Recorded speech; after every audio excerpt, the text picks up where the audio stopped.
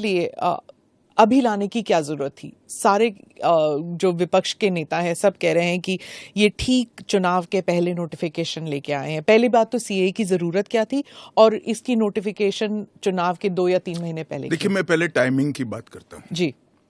सारे विपक्षी दल, ओवैसी हो, राहुल गांधी जी हो या अरविंद केजरीवाल हो या ममता जी हो, ये झूठ की राजनीति कर रहे हैं।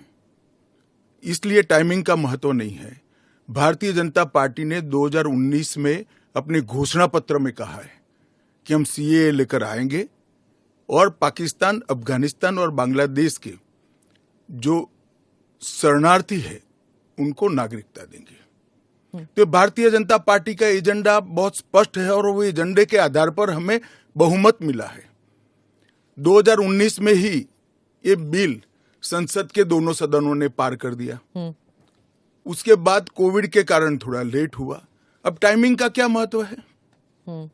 सरकार ने अपनी विल चुने जाने से पहले अभिव्यक्त कर दी है।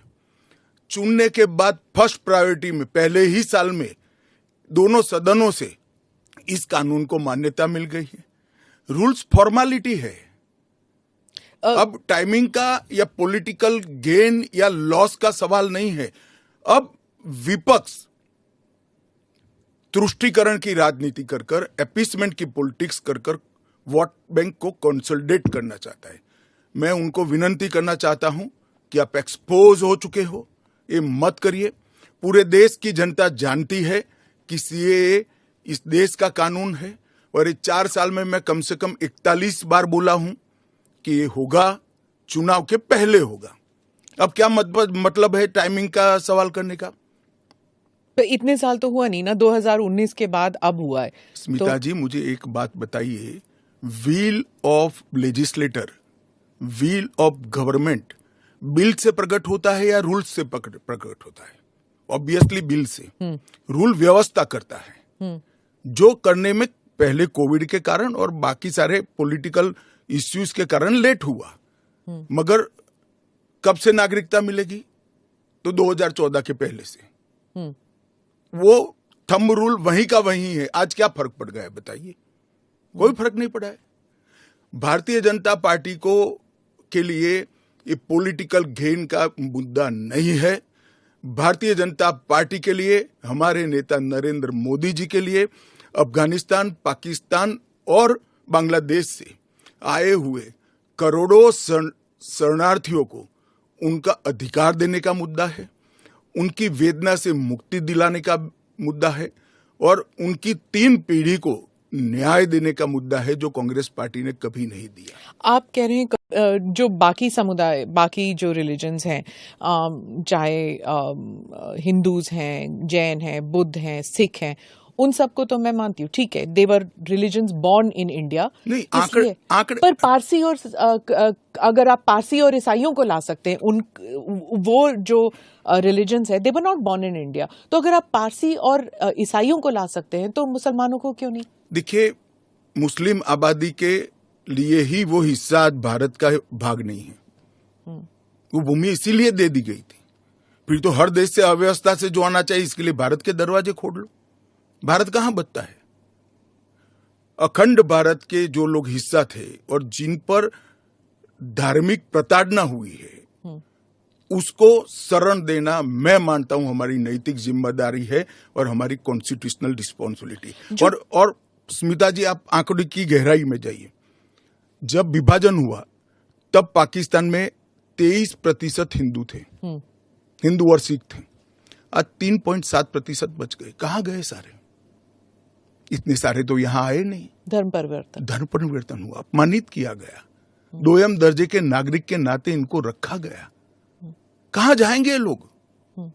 क्या देश इसका विचार नहीं करेगा? देश की पार्लियामेंट इसका विचार नहीं करेगी? देश की पॉलिटिकल पार्टियों ने इनका विचार नहीं करना चाहिए? इसमें अहमदी मैं है, बांग्लादेश भी है। मैं बांग्लादेश की बात करता हूं जी। 1951 में हिंदुओं का प्रतिशत 22% था। मैं 51 की बात कर रहा हूं। बांग्लादेश की 51 के आंकड़े ऊपर हमारे पास है। 2011 की जनगणना में वो 10% रह गए। कहां गए वो लोग? अफगानिस्तान 1992 के पूर्व, मैं 92 के आंकड़े मेरे पास उपलब्ध, लगभग 2 लाख सिख और हिंदू थे और आज करीब 500 बच गए।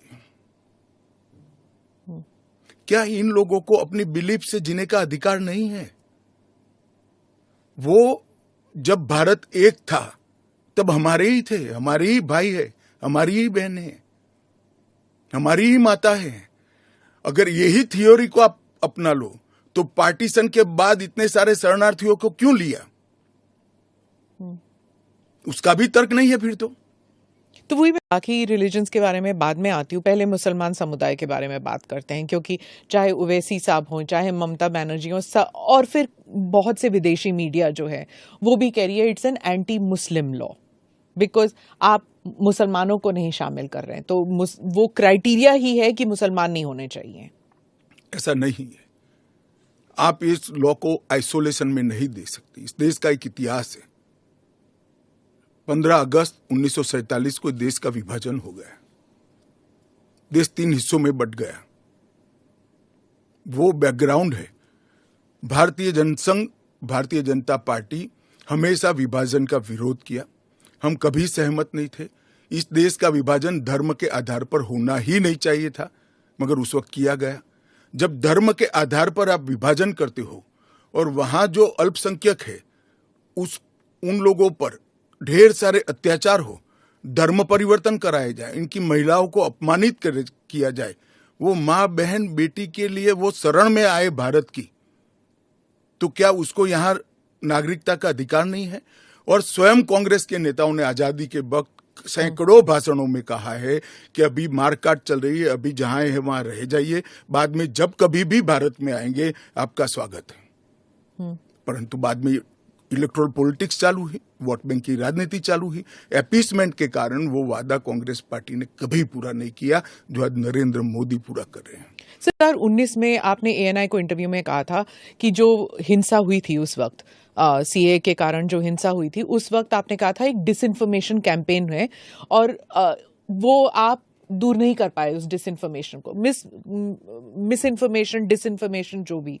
इस बार क्या पार्टी जो है या सरकार जो है उसको अलग कर पाई है? सुमिता जी, दरमियान में मैंने कहा 41 टाइम, 41 बार अलग अलग मंचों से इसके बारे में मैंने डिटेल बात करी है कि इस देश के अल्पसंख्यक माइनॉरिटीज या तो किसी और व्यक्ति को डरने की जरूरत नहीं है, क्योंकि सीए में किसी की नागरिकता लेने का प्रावधान ही नहीं है। सीए सिर्फ और सिर्फ 3 देश, अफगानिस्तान, पाकिस्तान और बांग्लादेश से हिंदू, सिख, बौद्ध, क्रिश्चियन और पारसी, जो जैन और पारसी शरणार्थी आए हैं, इनको उनका अधिकार देने का कानून है, नागरिकता देने का कानून है, जिससे इनके जीवन की वेदनाओं को हम कम कर पाए।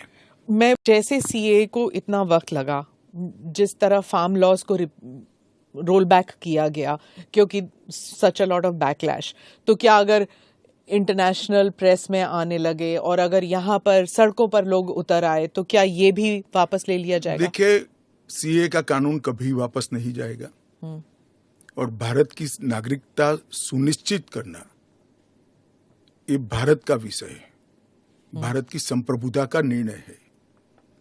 इसके साथ हम कोई कॉम्प्रोमाइज नहीं कर सकते। जब हम